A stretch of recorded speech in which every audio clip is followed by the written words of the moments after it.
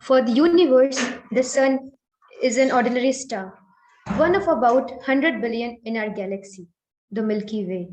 But for us on Earth, the sun has extremely important influences on our planet. It drives weather, ocean currents, seasons, and climate, and makes plant life possible through photosynthesis. It forms a part of the glorious history of the world and drives socio-economic patterns across the globe.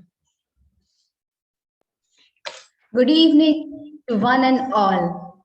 We would like to express our gratitude to all the students, teachers, and scientists who have joined us today in the open discussion session for Project X, a part of EBC 2021. I am Aditi Rai along with Shambhavi Singh. Students of Vidyagyan Leadership Academy Sitapur are your hosts for the day. With an objective to proliferate a wider understanding and deeper insights into our sun, we would like to welcome you to the Educational Boot Camp 2021, a collaborative effort of Shiv Nadar School and the Indian Youth Nuclear Society. We would like to mention the unwavering support from Shiv Nadar University and Vidyagyan School, who are our hosting partners for the event. We welcome the educators and students from esteemed institutions. DAV Ambuja Vidyaniketan, Solan, Himachal Pradesh. Podar International School. Bal Bharti Public School, Noida. Sanskriti School, New Delhi. Podar International School and the Genesis Global School. Let us celebrate the sun, a month-long, fun-filled, cross-disciplinary event that encompasses inter-school competitions that foster problem-solving and scientific writing skills, and also involving interdisciplinary learning and project-based research paper writing challenges. These individual events include poster making, poem writing, slogans and taglines, doodles, memes, and cartoons, comic strips. In addition to these, a research based project, Project X, which is open for students from grade 9 right up to the university level. During the culmination of the event from 16 to 18 December, scientists from ITER, France and Saint Michael Observatoire, France, and educators from around the globe will mentor and interact with the students. A virtual visit to the world's largest fusion reactor of ITER, France, is also planned. I'm personally eagerly looking forward to this one. And last but not the least, we have the Knowledge Podcast, where students will join eminent scientists, experts, and panelists from various fields to discuss the current understanding of the sun and the challenges ahead. The winning team of EBC 21 will be awarded with Dr. APJ Abdul Kalam Fellowship, a prestigious fellowship from IYNS. This reminds me, Shambhavi, you have been a part of our winning team last year. We would love for you to share your experience during the previous edition of EBC and what you are looking forward to this year.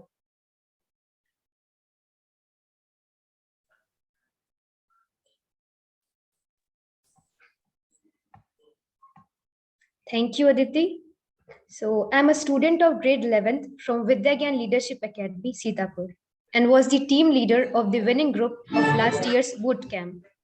We, the team of three, presented our idea on the topic Study of Role of Hydrogen-Based Society under the guidance of Dr. Adit Ramanath Krishnan and Dr. Mayank. It was a great opportunity participating in the camp. We got to learn a lot while researching on the topic. It also boosted the spirit of teamwork in us. My heartiest thanks goes to Ma'am Vinita for providing us the opportunity to interact with Dr. Nitendra, the president of IYNS, and other intellectuals too. And I expect the same exchange of knowledge and ideas this year also to help enrich our brains and the scientific zeal. Thanks once again to the IYNS team. Thank you so much, Shambhavi. I'm eagerly looking forward to experiencing all that you have mentioned and much more this year. It was so heartening to have so many of you yesterday with us when we learned how to write a technical paper from Dr. Nitendra. We hope it turned out to be as insightful for you as it was for us.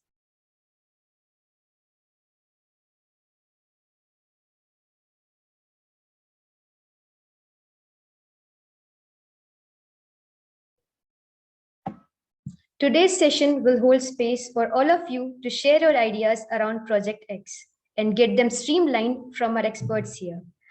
This will enable you to get your doubts clarified and work towards communicating your brilliant ideas effectively. I would now like to invite Ms. Vini Mathur, Associate Dean, Shiv Nadar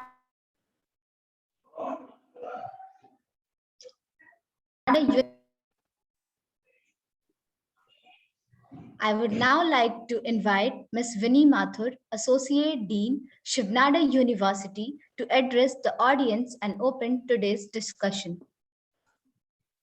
Thank you so much, Aditi and Shambhavi. You were brilliant. It's a pleasure being here on this platform. I am now working as DGM Marketing and Communications, and I've moved on from my Associate Dean role.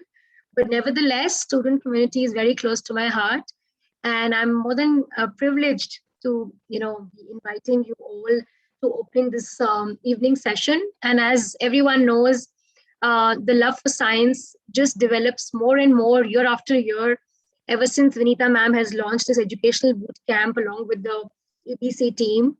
And I heartily welcome Dr. Nitin Singh, who's a fusion scientist and also the president of IYNS, as Shambhavi just mentioned.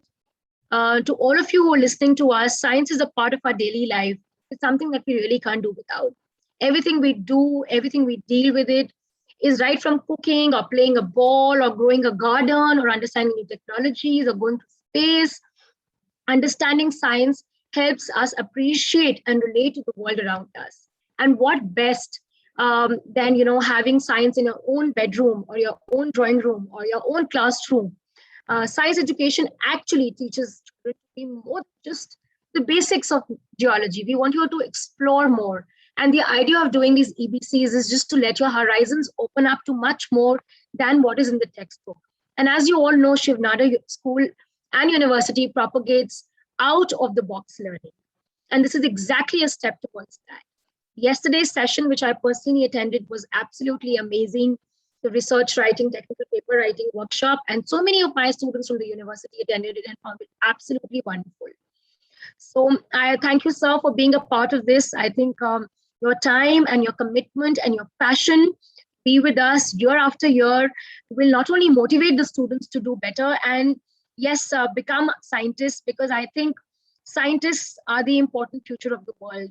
From whatever is happening around today in this, Corona times, I think the one profession which is going to go forever and ever is, of course, being a great scientist. And without them, we would not be able to predict the weather or the earthquakes or the global warming or the viruses or diseases. Because there's so much happening. So thank you, everyone. And please do participate in all the competitions which EBC team has lined up for you all.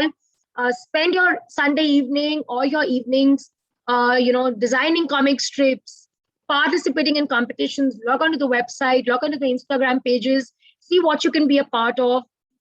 Involve your community, involve your classrooms, involve your teachers, involve your cousins, your neighbors, because this is the time to actually put in your mind and enjoy this 1 month of, learning more about the most special star, which is the sun. So thank you everyone for being here, for being a part of this. Kudos to BBC team. Congratulations, Vinita ma'am, Rachna ma'am, all the other teachers who are involved. We at the university are privileged to be a part of this and looking forward to the rocking times ahead. Thank you. Thank you, ma'am, for your words. Now, I'm pleased to introduce Dr. Nitendra Singh as our expert for today. Dr. Nitendra is the founder and the president of the Indian Youth Nuclear Society and is also a nuclear safety engineer at ITER organization. His research interests include nuclear safety and design, reactor thermal hydraulics, and nuclear severe accidents. Please accept our warmest welcome. Before we hand it over to our experts to share their opening comments, let's set some ground rules. You may raise your virtual hand to speak, share your doubts in the chat box, keep the microphone muted if you do not want to speak, and to make your presence felt. Turn on the video. Participants are now requested to rename themselves with their names, underscore the names of the school or university they represent. We are holding the floor now so that you will have 30 seconds to do so.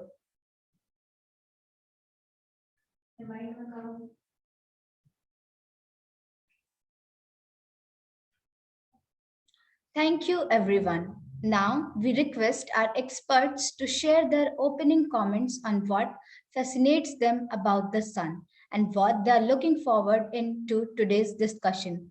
After which, we'll open the space for our participants to share their questions, doubts, and thoughts. Now, we hand it over to Dr. Nitendra.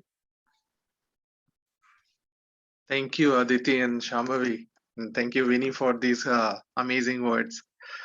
I think I'll open with the Shambhavi's participation. I still remember the youth parliament we had last year, and I must admit Shambhavi was really brilliant to mark her presence and the wonderful discussion and argument she has gave, and that's what of course led the team to win. And that sort of participation is always encouraging for us as well, when you want to interact with more kids and you find the people are really inquisitive, it really helps us. And Vinny has nicely mentioned that science is all around us, and as I mentioned yesterday as well, it's not only science, everything around us, it's amalgamation of science, arts, engineering, everything.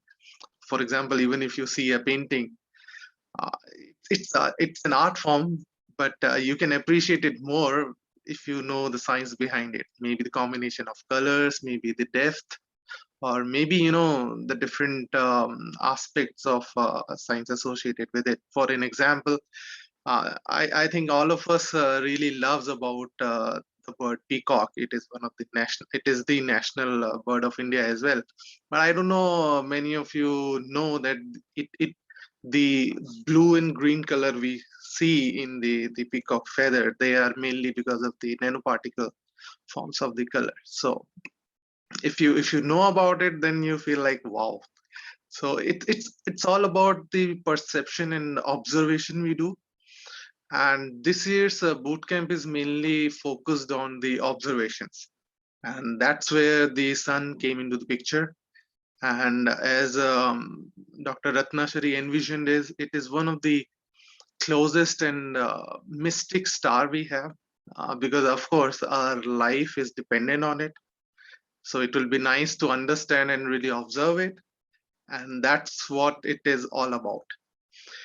And along with all other engagements, research and scientific projects are one of the unique part of this year's boot camp, and we encourage all the students from all these streams to come together and find out something new. So today's session will mainly be about having all your queries related to anything you feel like. You can pose it to me and I'll try to answer them as much as I can. And so I look forward for that. Thank you all of you for joining. Thank you for your words, sir. Now we open the floor for our participants to raise their hand and wait for their turn to ask questions.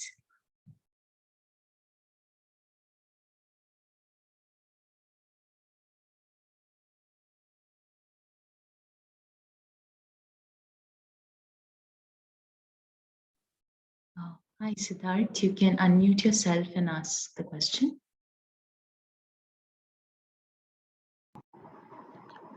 Yes, sir. So my question was, I'm not doing the project X, I'm doing the individual project.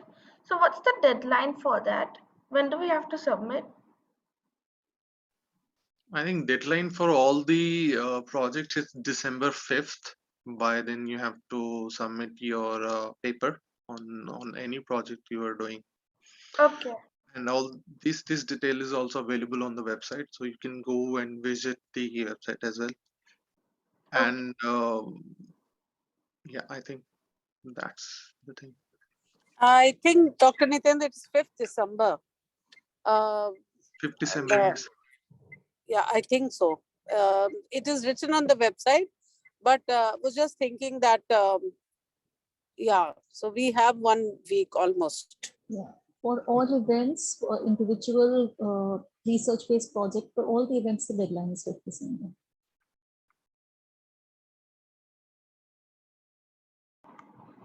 And are any digital works allowed, like Word document or Canva or something? For the research projects? Yes. So for the research project, you're supposed to submit 1 paper, that's for sure. And if you want to complement it with any digital work you want, then yes, you may. But we are expecting at least 1 paper, because this is one of the notion we came up with, that we want students to learn how to express their scientific understanding in terms of a writing format, because it in general, in practical life, it is not always possible for you to interact with everyone whom you want to tell about your idea or about your thoughts. And these publications helps it to do it, and that's why we wanted you to understand how to produce a good publication. So this is of course expected, but of course you can complement it with your presentation, with video lecture or anything you want, but the paper is the must submission. Yeah, the paper, can we write it as a Word document and submit?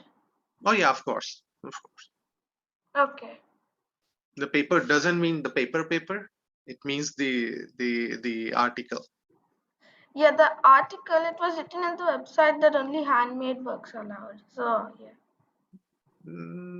I don't know, but I'll ask my team. IT person is there, he'll check if that sort of thing is mentioned, but it is basically the electronic version of your article. Got it. Thank you. Thank you for your question, Siddharth. Anish, you're here, you've raised your hand. Do you want to turn your audio on and ask? Yeah, the research-based project, can we type it? Type means type, of course, Yeah. you can type it. That's my only question. Thank you, sir. Thank you, Anish. Now I think Aditi has a question. Aditi, you can go ahead and ask your question to sir. Thank you, ma'am. So I'm very curious to know what is the X factor that you are looking forward to in Project X, and how should students plan toward it? Oh yeah, this is really nice. So Project X is very different from other project, and the idea behind Project X, or as you have mentioned, the X factor, is like we are really looking for innovative idea or thought or anything new you can come up with. And when I say new, it doesn't means like, you didn't find something else so you come up with something. No. When I say new means globally it should be completely new. It should be as novel as your own idea, and it should be well researched, that it has not been pursued anywhere else in the world. So that's what we are looking forward. As an and this need not to be related to the sun as well. Like it may or may not be related to sun. It can be anything new you feel like to share, and it is not related to any particular field. It can be anything you come up with, maybe a economic theory, or maybe a biological project, or an engineering design, or anything you feel like, anything you think of. It has to be really new. Yes. And the idea behind the evaluation of project is will be like really critical. It will be really scrutinized to find that particular new thing. And let me tell you, um, there is no compulsion that we will find or we will choose one. If we find none is up to that mark, then we will not be going to find one particular, okay, there's no obligation specifically for project X that we have to have choose one. No. So if we find like one which is the best, then of course we will. Maybe we find like 5 completely new one, then we'll definitely try to, you know, incorporate all 5 of them into the session. But it has to be like completely out of the box project. And I'll give you an example. If you are really targeting to pursue project X, you have to think in a very different manner. I'll give you an example. For example, all of you might know Burj Khalifa, okay? The building, the tallest building so far in Dubai, very famous and things like that. And now imagine if you find, or if you could connect how sun is directly and indirectly affecting Burj Khalifa. Okay, so this is something out of the box thinking. Okay, if you can take this and you can pursue, and then you'll be rejected because I already know how it is affecting. But this is just an idea I'm giving you. Like, you have to think in such a manner that nobody is thinking, and then study behind what is the factor, what is the science, what is the economics, anything you come up with. So that's the idea with Project X. That is something we are looking forward. Like, when you speak about the idea which is which you want to pursue in Project X, everyone should be amazed by just with the idea itself. And when you read it, then of course you'll find something new. So that makes Project X different from rest of the things. So of course it will require a different way of thinking, different way of collaboration, different way of, you know, digging deep into. And that's what we are looking forward with the Project X. Thank you, sir.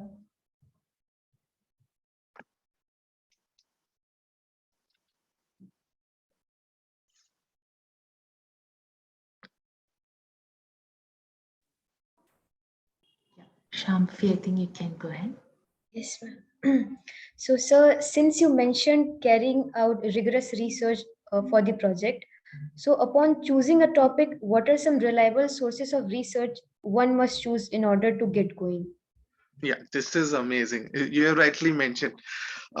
Usually what happens when we get some sort of projects or some, you know, competitions or some engagements in our school, we take it so lightly that, okay, I can do it, whatever I want. And the first thing first, you Google it, and the first link appears is the Wikipedia. You just read about it and go for the references and things like that. But that is not the idea with the projects we are looking for. And frankly, specifically when you write a research paper, there is a term called plagiarism, or plagiarism, the way you pronounce it. But that means like you have copied your stuff from somewhere to use it. That is not at all acceptable in the projects when I'm mentioning. And when you say like you need some references, then always you always have resources, and I think your mentors and your teachers can help you with that. For example, if you want to know about the sun and you want to go into deep about it, maybe in the form of astronomical body, you may go to the website which is like the planetarium website, or Indian Institute of Science website, or things like that. Maybe you can choose NASA to find your resources. And there are also scientific publication domain, but I don't know how accessible they are to your institution, but you can choose like Science Direct or the Nature publications, or there are many other publication houses to go and then read articles directly. Because you need to understand, when you are going to pursue a research for any particular topic, it is really important to have the credible sources. Because if you just like that, you know, read something somewhere, maybe from newspaper, maybe from Wikipedia, they are the general information center. You may find the information, but you may not find the logical argument over there. So when you are posting your article, written projects to be done, you need to understand the logical discussion over that or in support of it. So yeah, there are these are the platforms you can find out, maybe depending on your topics, of course. Okay, so thank you.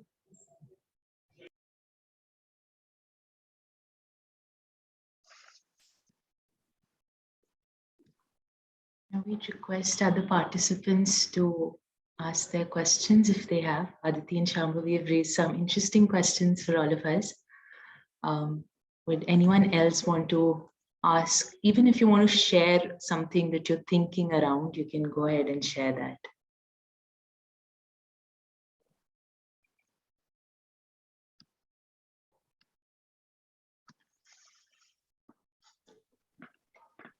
Okay. So I think if anyone doesn't have a question yet, so I'd like to ask a question myself. Sure, please. So essentially my question is, since you mentioned the role of the teacher mentors, so what do you think should be, like how can they support the students outside of the technical help that they provide for the subject? What is the role of a mentor in terms of, because research is quite an intensive process, so it does require heart and soul to be put into it. So what sort of support do you think a mentor or here our teachers have to play in this process? I think I'll begin with an example. So when I did my PhD, for example, so my boss is an amazing person, and he's one of the famous. He's the person who's famous for being strict, you know. But I tell you, he has a different side. He always asked me, okay, this is your baby, you take care of it, and you do whatever you want to do.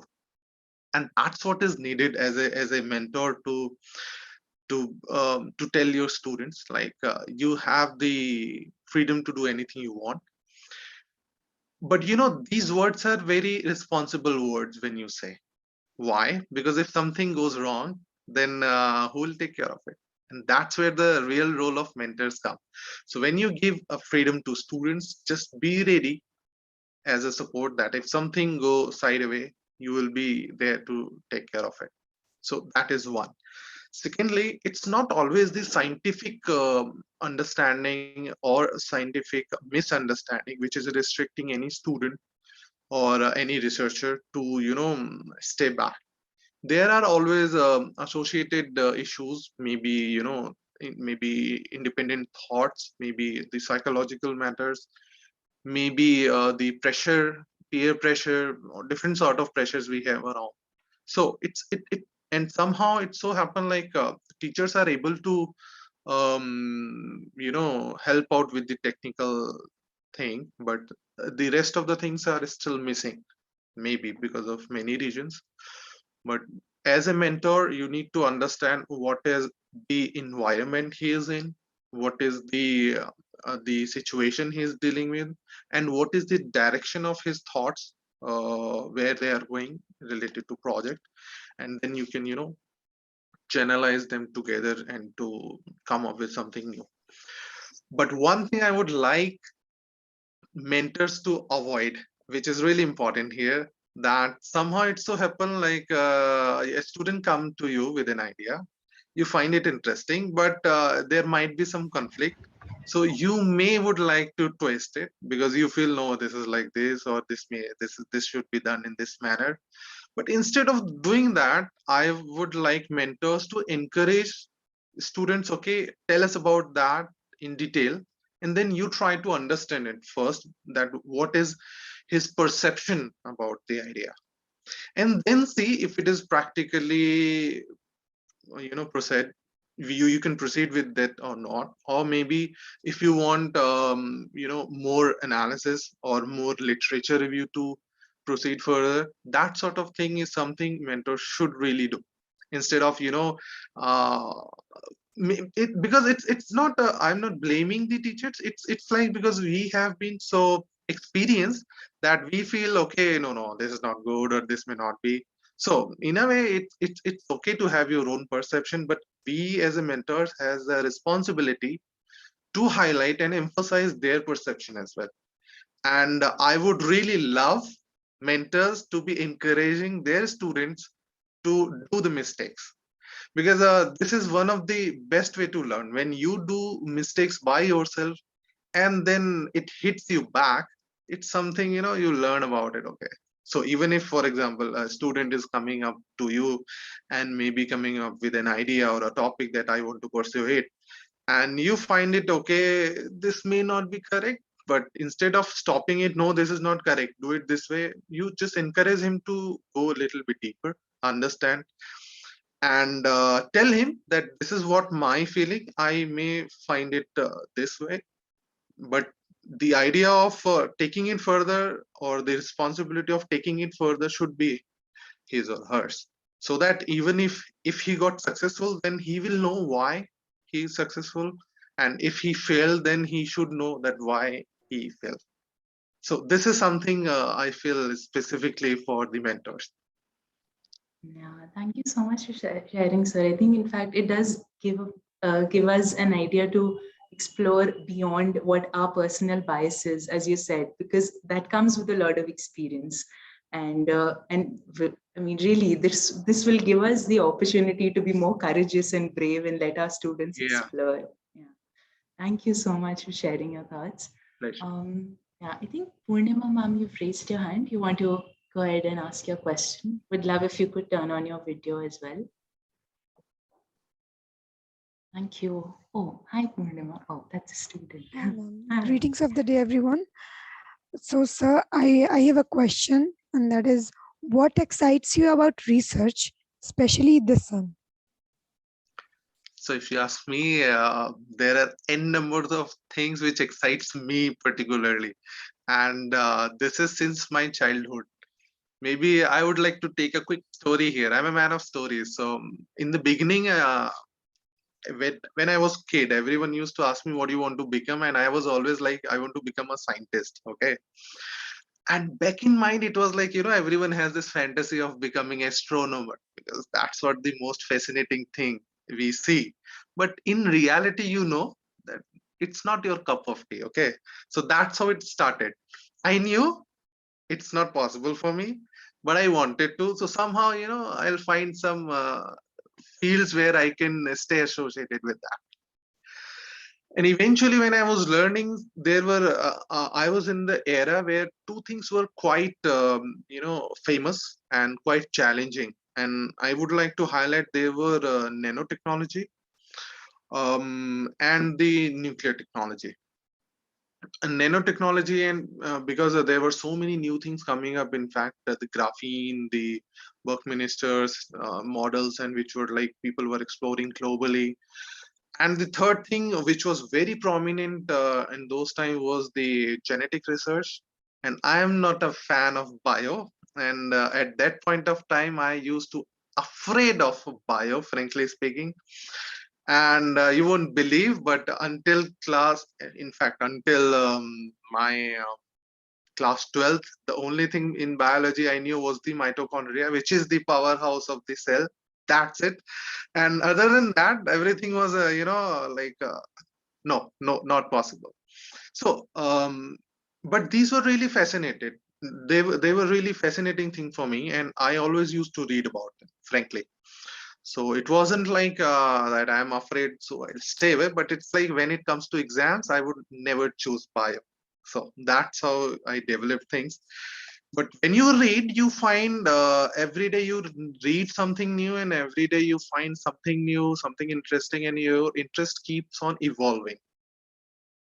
So when I was pursuing my bachelor's, I fine-tuned my interest into nanotechnology and nuclear, because at that point of time, the Large Hadron Collider at CERN was in great news because of the discovery of new particles and standard model realization and things like that. When I finished, I had to choose.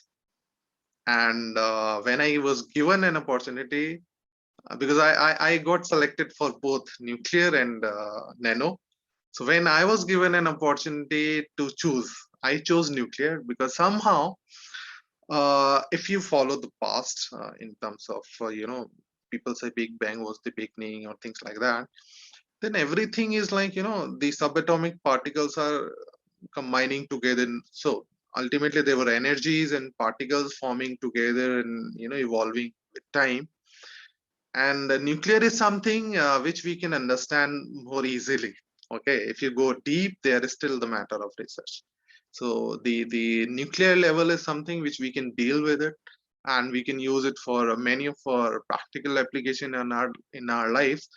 And that's how all of the things surrounding nuclear then interest then always interest made me an interest of. And now I can tell you that now I love biology as well. Okay, then I studied genetics as well. I studied the brain functioning, the cancer therapy, the treatment, everything about whatever I can.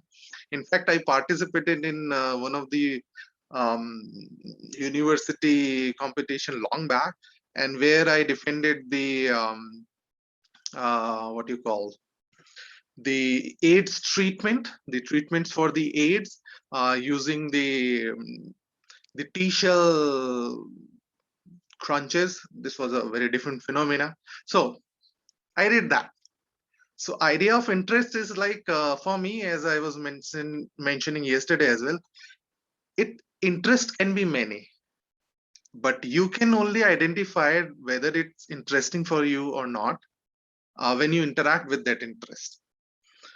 So for you, it is really important to read, to interact, to see around, and then it will always be keep encouraging you. And as I was giving you all these examples, you can see I read all of it, because you don't know at after a while it becomes like there's no difference between a science and engineering and architecture, a biology, economics. Everything revolves around together, and that's where things keep on coming into the picture. And to add it more, I love economics as well now. Earlier I was afraid of it because no, not possible. I love economics now because now you realize that the practical world is basically governed by the economics. So if you don't know about it, it's very difficult. And I'll give you an example. After the Fukushima accident, Fukushima nuclear accident took place in March 2011. The nuclear industry is declining. It's in declining phase. And most of the people will argue, okay, it was the safety concern, it was this and that, blah, blah. But I'll tell you the fact, it's not the safety concern, because the machine was working fine. When the natural calamity occurred, the machine got shut down, everything was in place. The things which were not in place, we have identified, and these have been rectified. And there was a mismanagement, which was mainly because of the economics.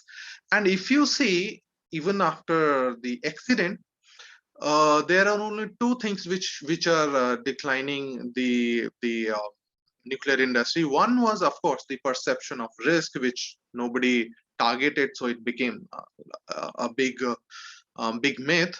But second thing is economy. Everyone, because I mean, the establishment of nuclear facility takes a big input capital, which was making it, making it difficult for the people to put in, considering the perception of risk we have.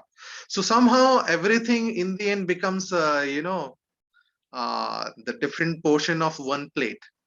So when we talk about nuclear energy, we feel like it's a brilliant energy and we are doing this and that, but somehow it is connecting to economy as well. Another example is the fusion reactor, which is under construction at ITER site, the ITER. Basically, it's a scientific problem. We want to have a fusion reaction, a sustainable fusion reaction at such a large scale that we can harness the electricity out of it. But this is a scientific problem. You can say, okay, but to realize it, you need a lot of funds. You need a lot of money to get these things done. Then you one man or one country cannot have that sort of money. So people came together to do that. So now you are having science, you are having engineering and technology, research, and your nations coming together, and economics. So as many things as you can imagine coming together. So for me, like all of this inspires me to stay put in the area of research, because this is something which keep on connecting all the dots around. If you get my point. Yes, sir. Got it. Thank you so much. Pleasure. Thank you for your question, Purnima. I think Anita ma'am has been raising their hand. Ma'am, do you want to go ahead and ask your question? I'm very sorry for video off because of poor internet. Also, I just want to add what Dr. Nitin said for your question, Dilshin, ma'am. So when we say mentor, it means mentor also has to look after that if the child has some idea and if he is not able to narrow down, you can help to narrow down the research question. That is the role what mentor is supposed to do. Suppose the child is taking 2-3 variables, and if the research question has to be with 2 variables only, one dependent, one independent, etc. So narrowing down of question is your responsibility. Secondly, when you say that mentor, these kids are small, we need to explain them to put bibliography, and you just need to little bit handhold that what actually happens if you don't do research, and if you don't reference. So importance of referencing. So these are the points the children will lose marks if they don't do. So they are taking some formula from somewhere and they are not writing from where. So that's it. Thank you. Over to you, Dilshin. Thank you so much, ma'am. I think Sudipta sir has raised his hand. Sir, do you want to go ahead and ask your question? Thank you, ma'am. Am I audible? Okay. Yes. Sir, I have two questions. The first is that during the present times, at present, for our students, how important is an interdisciplinary approach to their learning important for their future? And my second question will be a little personal, because right now I'm reading a little bit of modern consciousness studies, like David Chalmers of the, I think, New York Mind Brain Institute and others. So it just happened to me that something like the solar system, before the advent of plants or animals, where nobody was watching the solar system, how could it have existed? Like, is the sun or something that nobody is watching or observing conscious of itself? Can the sun be conscious? So this is a take from the modern consciousness studies in the Indian context. I admit that it is a very Indian question. Thank you, sir. Thank you, Sudeep. And I think both of the questions are interesting, and I'll take one by one. So first, you've mentioned like in present times. I would say present times it's not necessary to add here, because as I said, I'm a big fan of Vinci, and 500 years back he was doing everything together. And in the beginning, as you know, in the beginning we don't realize, because we don't know anything, and if you don't know the overall picture, it's very difficult for you to decide what's going on there. And globally the system is like we cannot teach everything to everyone.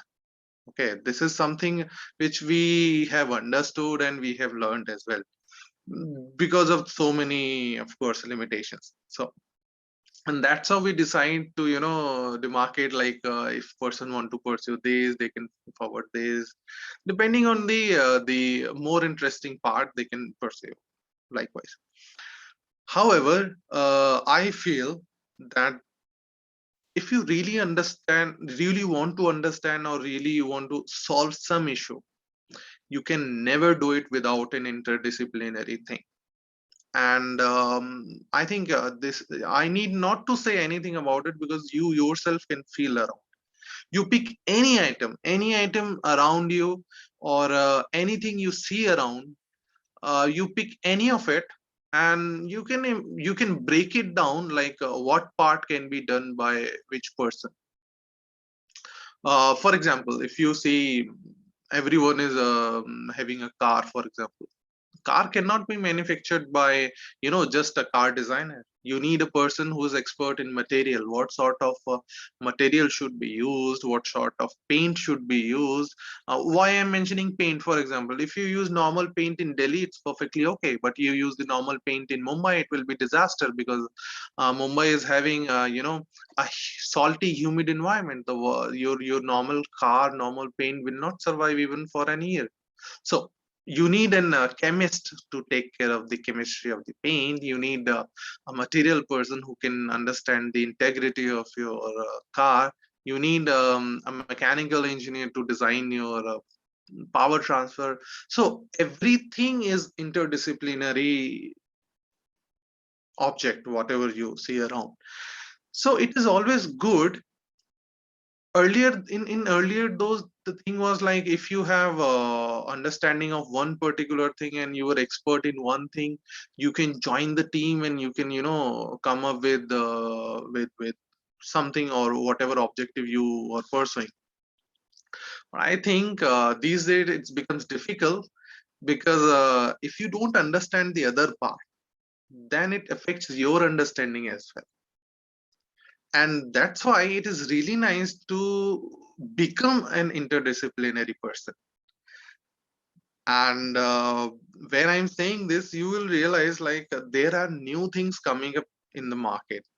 Earlier we were having limited professions. Now we have a dedicated creative professions as well. For example, if you want to become a science communicator, then you not only have to have an understanding of science and technology, you should have an understanding of how to shoot the video, or how to take a video, how to edit the video, how to upload the system, and how to make sure that your firewalls, your cyber security is taking care of that video as well. Now, if you're a mechanical engineer, or if you're a dumb guy like me, then you don't understand anything. So it's always good these days, specifically when things are evolving and we are going in an era where we have so many new things coming up together. It's always good to have the interdisciplinary education, interdisciplinary interactions as much as possible. So that's what I feel. And this is specifically for all the students who are here. I would like to emphasize that you may like math, science, or economics, or painting, but there's no harm in learning other things around. And I tell you, this will not only improve your communication skill, it will also improve your confidence, your own understanding, and the perception about any particular thing. And I'll give you an example. Even if you, for example, you might love sports, okay, but you don't like to study at all. You don't like physics, math, science, doesn't matter. But when you do sports, okay, for example, you love to play cricket, very famous game in India. Everyone loves playing cricket. So if you love playing cricket, play cricket as much as you want, but just don't play. Understand it as well. Like when you stroke it back, how you should stroke it back to get the maximum output without the minimum input. Just a flick can get you more runs, or you really need to put it hard to get more runs. Try to understand it, and once you understand this part, this is all about science. And I'm pretty sure when you'll get into such problems by your own, then you'll try to find solutions on your own as well. And this will give you so many questions to break your teacher's head instead. Like, poke them up that we are not getting an answer to this. And that's where this interdisciplinary thing is coming. It's not just one thing. And I feel like you should pursue that sort of approach, like inquisitiveness. observation. You see, don't see around, just observe everything what you do. Even while you're walking, you might have seen like you're walking, your walk changes when you have a rainy season or a summer season, everything. But you need to understand it. Like in summers you feel hot, you feel so sweaty that your walk may change because of the biology inside. But in rainy season it may not be the case, but it will change because of your slipperiness of the floor, because of the film formation, the fine film forming between your shoes and the floor.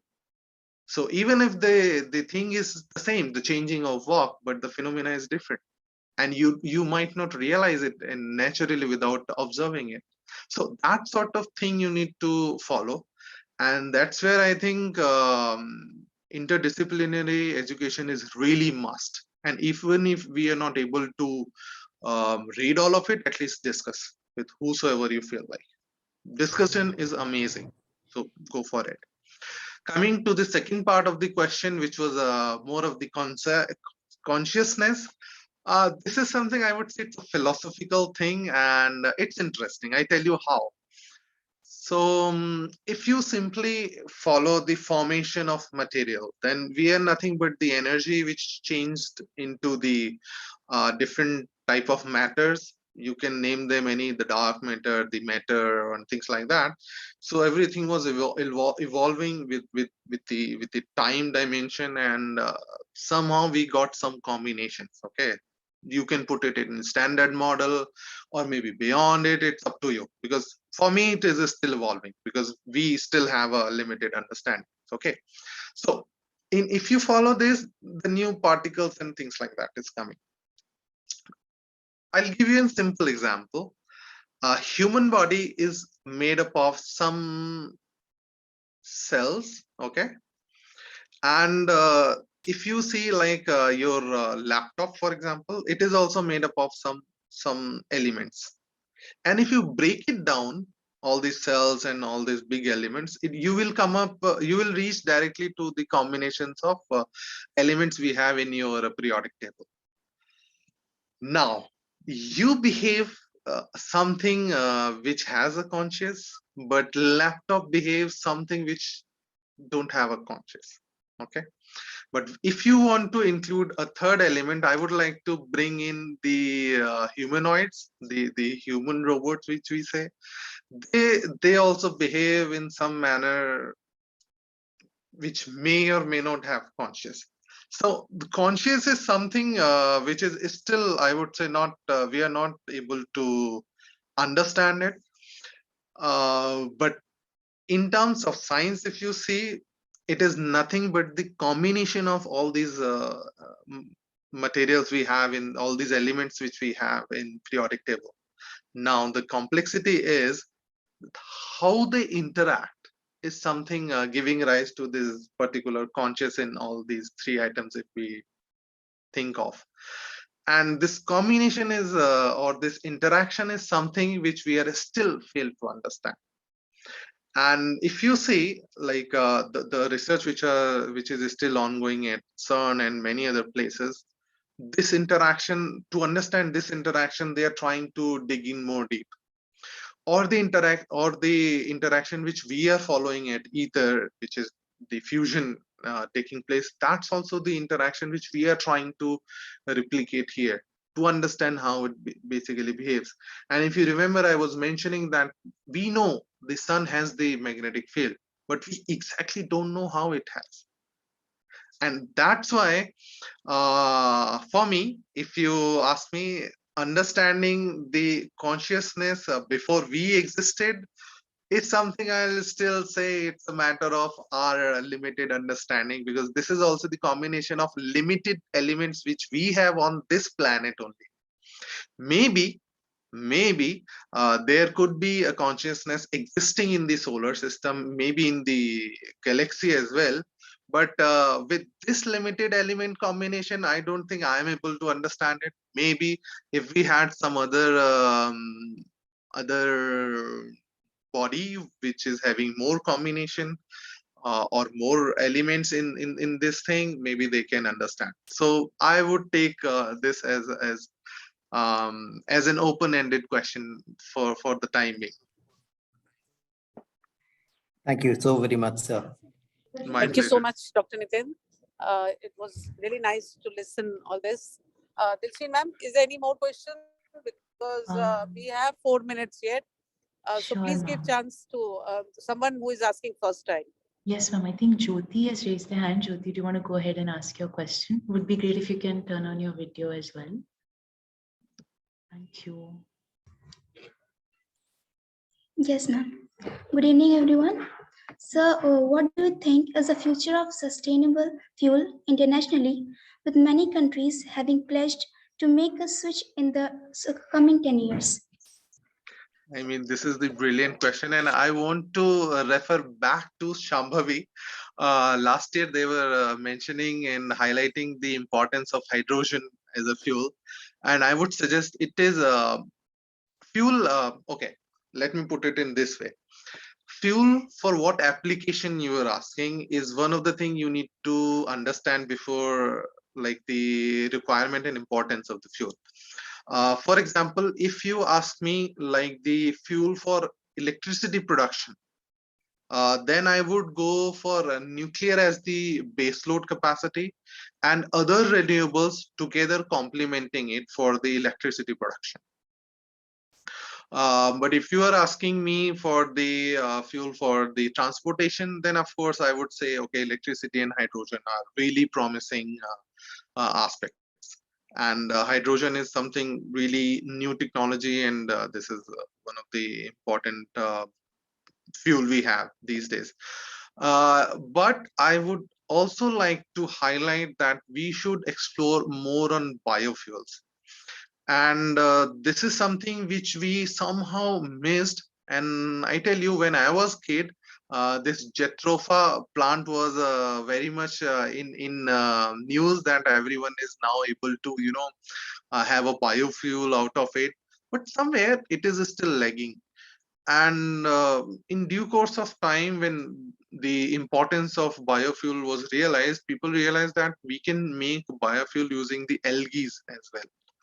And the biofuel coming out of algae is more cleaner and can be used even in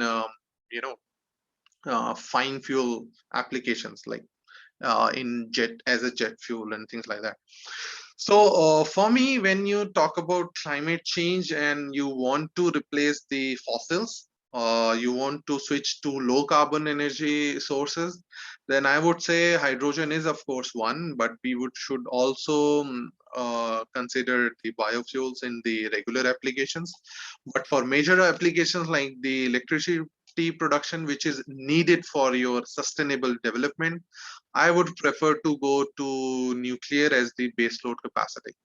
And it is really promising one, and we should really argue about it logically. So that's what I would like to say. Okay, sir. Thank you, sir. My pleasure. Thank you so much, sir, for addressing all our questions. I'll just hand it over to Shambhavi now. Thank you.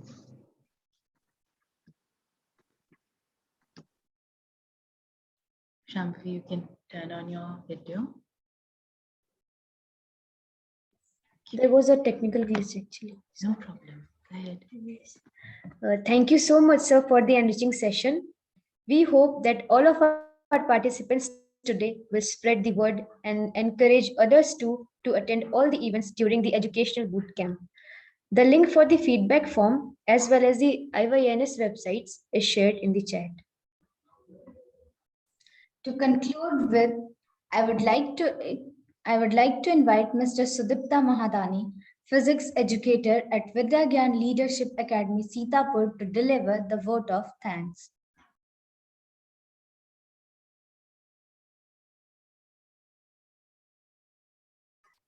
Thank you, Aditi. Good evening, everyone. I would like to start the vote of thanks by reminiscing an old saying where it is told that when we turn our face towards the sun, all the shadows fall behind us. This evening, what we witnessed in the 1 hour or so proved without a shadow of doubt the validity of this simple yet profound statement. I would like to thank Dr. Nitendra for instilling in the students the essential spirit of inquiry, leading to so many innovations in the not so distant future. Thank you so much, sir. I would like to thank Ma'am Vini Mathur for always being there, a fountain of inspiration. Thank you, ma'am. A big thanks to all the participating schools and esteemed educators, the SNF family, Team IYNS and Carriers. It's for you that the sun of knowledge shines. It's for you that the bright future beckons. I would like to thank all the students whose direct and indirect participation and enthusiasm, they form the bedrock of all our efforts. I would like to thank also the audience whose presence is like the presence of the planets around the sun. You make it all matter. Thank you all, one and all. Take care and shine brightly. Thank you and good night.